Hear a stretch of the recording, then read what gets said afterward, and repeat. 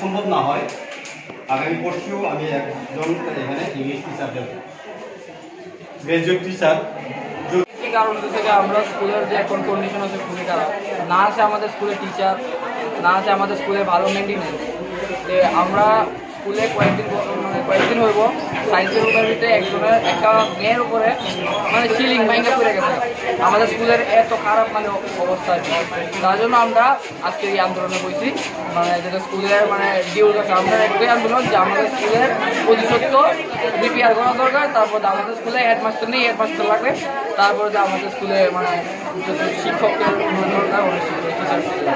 এখন আমি জিজ্ঞাসা কি যে কে আছে এখন আমাদের এই আন্দোলনের পরে সবাই আইএসটিকা কয়েকজন আইসে, তো তারাও আমাদের হেডমাস্টারের যে দাবি এটা মানতে রাজি না।